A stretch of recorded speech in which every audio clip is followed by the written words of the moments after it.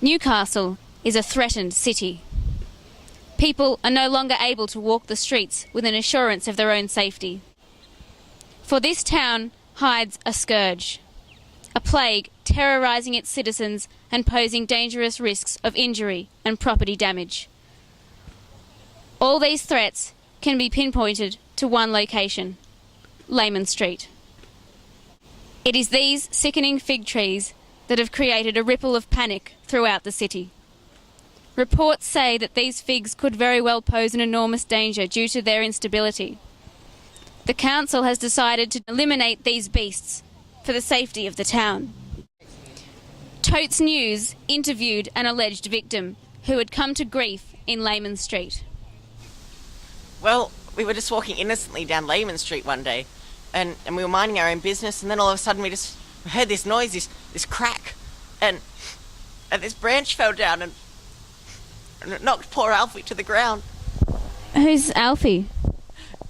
Alfie is my baby chihuahua. So, how big was this branch exactly? It was huge. It was enormous. It was at least this big. So what, like this sort of thing? That's it. That's the stick. That's the stick. Call the police. You found it. That's the stick. That's the one that got Alfie. Alfie. Oh, Alfie. We could not get an interview with Alfie personally, but this picture shows the dramatic extent of his injuries.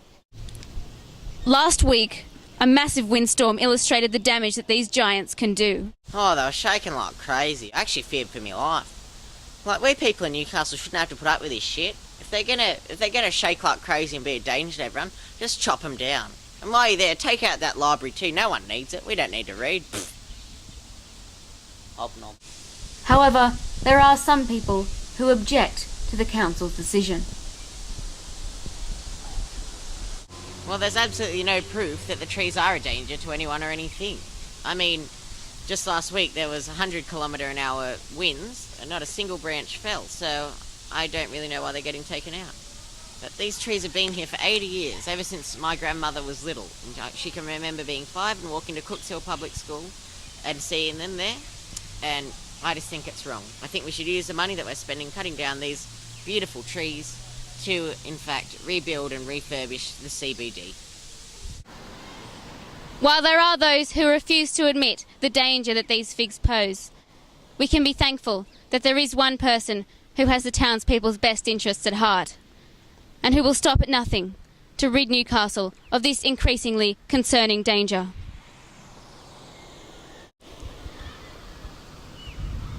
God bless you, Lord Mayor. Alice Gilbert, reporting from Newcastle.